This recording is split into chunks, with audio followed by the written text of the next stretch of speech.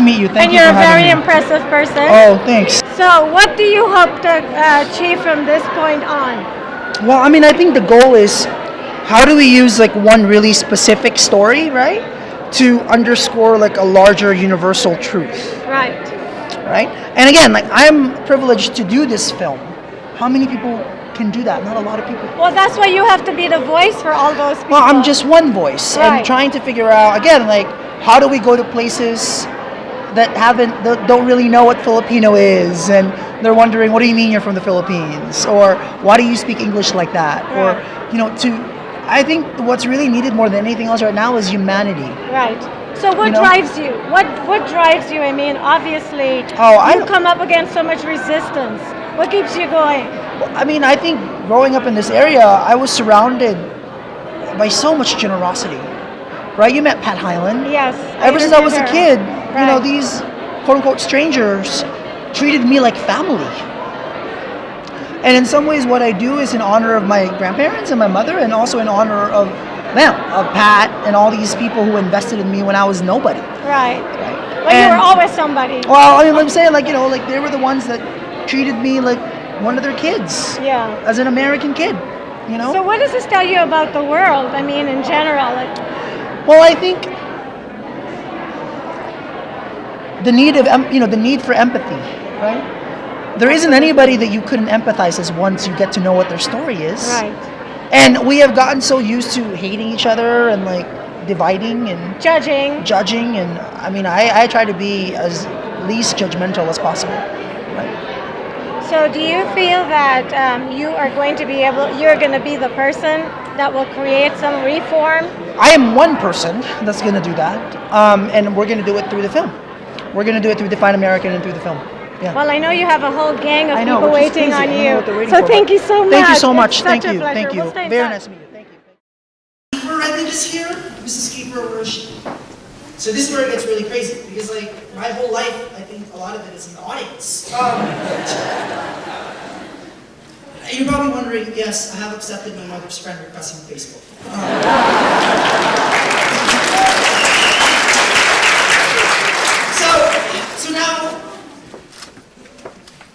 So this wasn't the film that I wanted to make. Ideally, I was going to make a different film. I had a version of this film that didn't even have my family in it at all. Because once you make something public like this, it doesn't become yours anymore, it becomes something else. And in some ways, this is a film that I needed to make. But, what's the purpose of that? And for us, at Define American, I hadn't come from this community. Graham Greene had a quote once when he said that there is a moment in everyone's childhood when a door opens and lets the future in. Where I'm from, there have been many, many doors opened and many, many moments that have been created in this community. And 2014, for us at Define American, is the year of the ally. The fact that undocumented people like me can't be the only people coming out. The fact that we need more Jim Strands and Pat Hylands and Rich Fishers to come out. These allies that support people like me. We need you to come out and speak up and be a part of this movement with us. A few weeks ago, just as the congressional members went to their holiday vacation of Define American, we launched a new campaign. There isn't really a symbol for the immigrant rights movement, so we came up with a symbol. And the symbol is the pledge. If you look at your postcards that you got in your chairs, this pledge, I've been pledging allegiance to this flag since I was a 6th grader in middle school. And then when I was at Mountain View High School, I realized that the flag didn't really belong to me.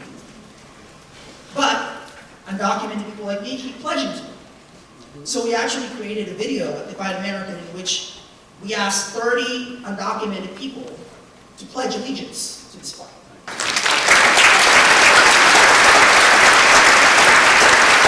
So I'm from Mountain View, the same city that has a day worker center. If you can actually put the lights back up, there's a woman here that I really want to introduce, Maria Marquin. Where is she? Maria, please stand up. There's Maria.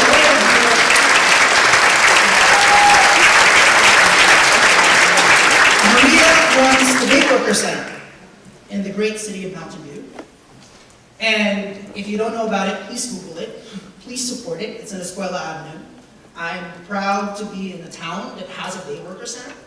I'm proud to be in a town full of allies, full of people that understand that this issue is way more than about Republicans and Democrats and about politics, right? So now what can you do? Actually tonight we are launching for the first time our text messaging campaign. We're launching today, because you know we're in Mountain View, so why not? If you look behind, if you text pledge to 97779, you can do it now if you want to show support for this. Because what we're actually asking people to do is to take a different pledge. And this is actually the first time I'm doing this. I'm going to read to you this pledge that we're using from a group called Sworn Again America. And we're using the Pledge of Allegiance to ask people to take a different kind of pledge, which goes like this, and this is in your postcard. I pledge to be an active American, to show up for others, to govern myself, to help govern my community. I recommit myself to my country's creed, to cherish liberty as a responsibility. I pledge to serve and to push my country when right, to be kept right, when wrong, to be set right. Wherever my ancestors and I were born, I claim America. And I pledge to live like a citizen. Citizenship for people like me is more than a piece of paper. As far as I'm concerned, I'm an American. I'm just waiting for my country to recognize it. And we need your help at this crucial time, in this state of moral crisis, to speak up. So thank you so much again for having us, and I look forward to your questions. I think there are some we're going to have right now. So thank you.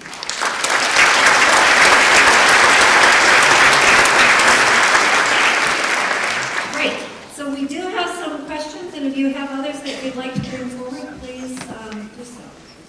So the first question is from a person in the audience who said, I brought an undocumented pal tonight. What's your advice for him to get documented? He's too old, like you, for documented. Too old! I'm about to be 33 in a week from today. What's the advice? You know, so as you can see from the film, I've come out twice in my life. I have nothing more to share with you. Totally done. But it's one of those things where you can't really force people to come out. You know, one of the things that I had to do when all of this happened was meet with about 31 lawyers. All of them told me not to do it. All but one said not to do it. But I would encourage people to seek legal help first. Because I'm in an incredibly privileged position to be doing what I'm doing, right? Every day, the Obama administration is deporting about 1,100 people every day. Can you imagine?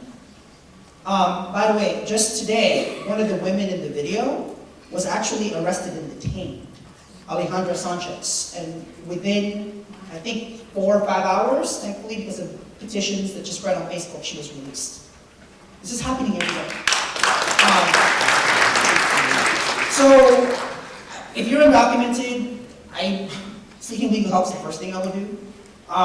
Of course, the question becomes, how do you get citizenship, or how do you legalize your status? And that's where it gets really complicated, right? There isn't a line for people like me to stand on. Although right now, because of the Defense of Marriage Act getting repealed, I can actually marry my way into citizenship. So if you know anybody, I haven't had time in filming, you know. So that would be kind of cool. You know, 30 and over, you'd be good. But yeah, so this is why we really need immigration reform to happen, right? There's so many people waiting. And all these things like DACA, for example, it only addresses, a certain percentage of the population. I hear from so many people who are like, quote unquote, aged out. And it's horrible. Thank you. Thank you. So we have another question here. How do you appeal to those firmly opposed to immigration reform? And what is the most common counter-argument to immigration reform that you have heard? That's the thing. So, the scene in Alabama with the guy who was a little drunk? He was actually a lot drunk. But what was fascinating to me about that scene was the moment he heard me out, he was like fist bumping me. And then the moment I heard him out, one of the things that I really had to learn, and as a journalist you're forced to do this, is you have to listen to people, right? And people are so pissed off that they want someone to blame, right? Like when that man, we never got his name, when he says, I'm a contractor, I'm a blue-collar guy, if I want to charge $15, $20 to fix the roof, and these people come in and want to charge 10, right? That's a perfectly valid point, right? And we need to recognize that. So then it becomes, I remember I did a class, a lecture class at the University of Alabama in Tuscaloosa. And the class that I lectured in was a dirty jobs class. And most of the students are the sons, the grandsons of farmers and contractors. And it's not that they hate me, they just don't know me, right? That's why I think, quote unquote, confronting people, the biggest gift that journalism ever gave me was the gift of empathy. There isn't anybody I wouldn't talk to. And I think all of us, in our own ways, have to do that. So whenever I've heard people make an argument about, you're illegal, right? You're a criminal. And then you talk to them about why the fact that being here is actually a civil offense, not a criminal offense. You talk to them about the fact that there isn't a line for me to stand on. You talk about the fact that I've been living here, paying taxes. After they hear all of that, then you're on the same page. But the problem with our country right now is we're actually not talking to each other. We're just talking at each other. So with Divine American, hopefully, we're planning pretty deep engagement with some Tea Party members in the next few weeks and months. We're going to take this film. I have gotten really comfortable being uncomfortable. And so we're going to go to some uncomfortable places. But that's precisely where we need to go.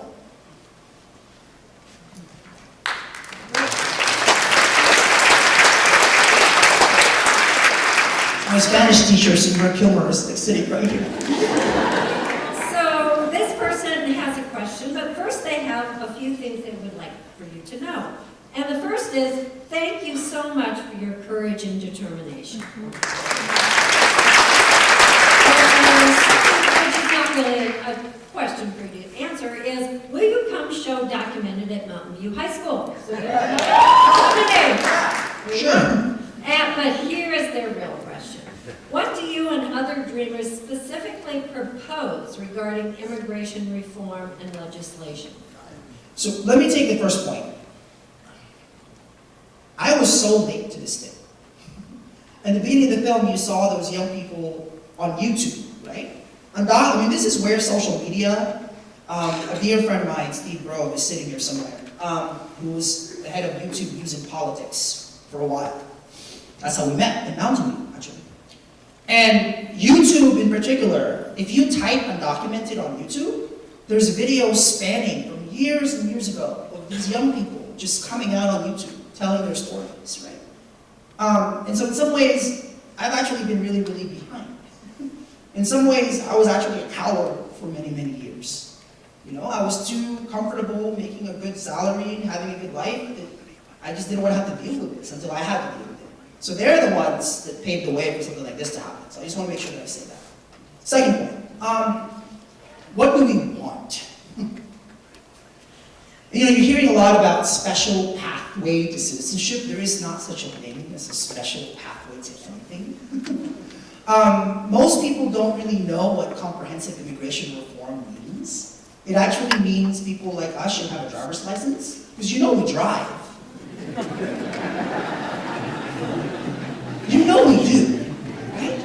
And it's in our own shared best interest that people have insurance and that, you know, people can know how to drive safely and all of that, right? You know we're at your schools. You know we go to the same church, right?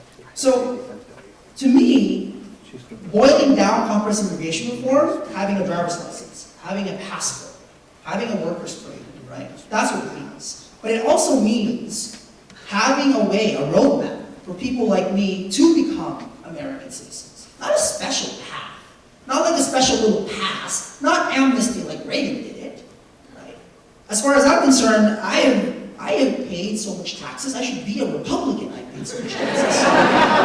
And by the way, people don't know this. You can't employ me because I'm undocumented, but I can employ you. And I'm looking for a job. So this film that you just saw is a film that's a project with by American that is a production of Apo Productions. Apo in my native language in Tagalog means grandchild. So in honor of my grandparents, I called it Apo Productions. I formed a company as an undocumented person and actually employed American citizens to do this film. So I'm a job creator.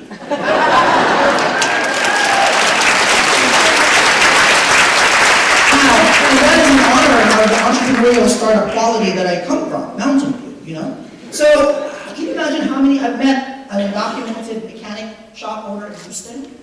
He actually Facebooked me and he was like, oh, a lot of my employees are actually against illegal people, and I've been meaning to tell them, you're employed by one. But this is the kind of stuff that we don't even know about. So people like me just want to be able to get in some sort of a line, right? To have some sort of process. Right? Tell us where to stand, we'll wait.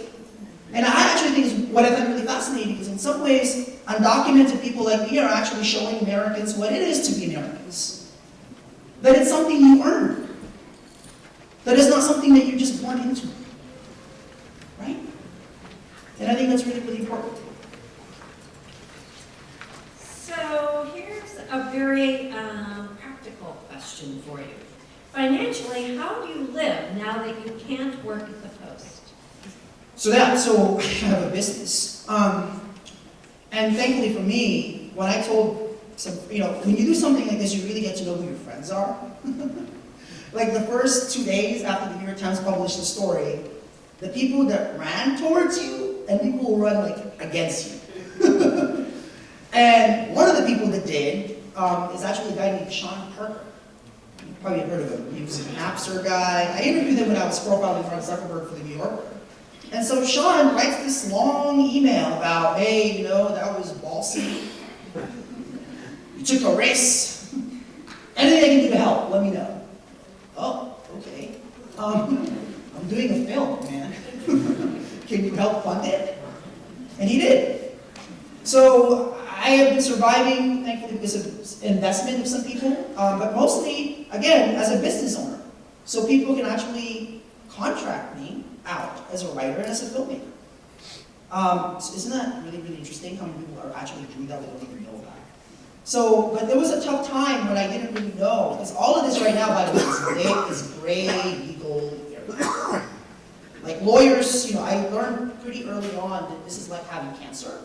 I don't mean to minimize cancer, but it's like you have to listen to like people's diagnosis of what you have, right? Like nothing is ever really black or white. Everything is like, is it legal? Is it not? We don't know. Why don't we just keep pushing? And all I've been trying to do from the very beginning is kind of disrupt this thing. And I think the goal is to just disrupt what people think this issue is. And again, I would have never thought in my whole life that I would be an entrepreneur, that I would have employees. That's crazy. That's exactly what's happening. Great, thank you. Now this is a question from all of the mothers in the audience. Why did you not want your mother on Facebook?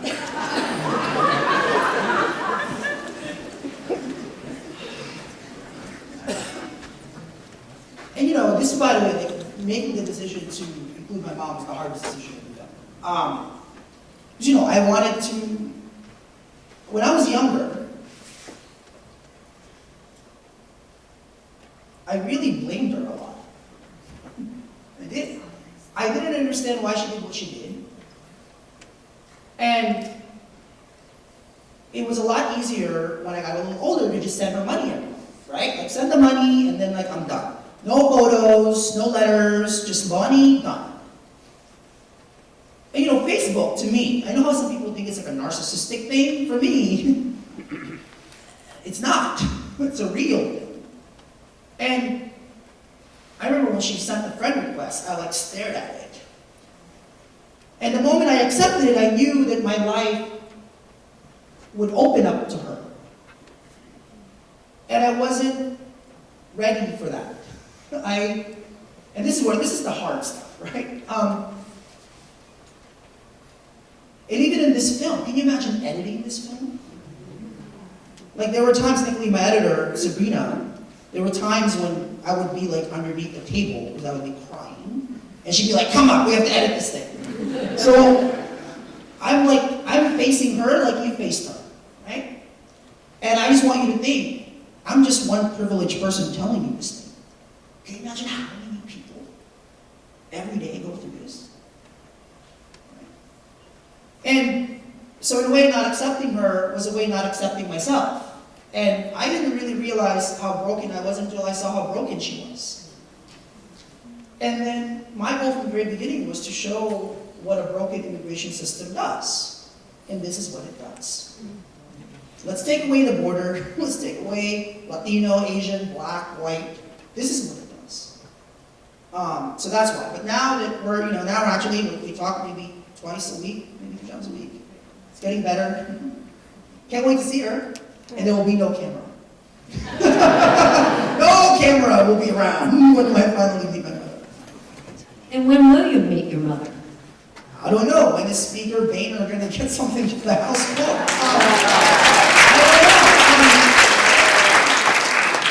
don't know. You know, look, like, I'm in a privileged position where I could, my struggle is, I want to, you saw her, I mean, can you imagine she's been waiting all these years, and I don't know how long I can keep doing this. There's a part of me sometimes when I'm like really kind of down, I'm like, maybe I should just go to the airport and just get on a plane and leave.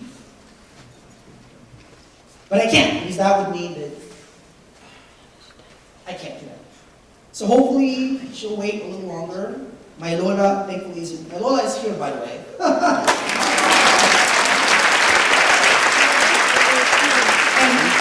Don't worry, before we showed performing her curlers, I showed her this is what will happen. We want to see Lola. Where is Lola? Lola, stand up, Lola, stand up. Stand up, Lola.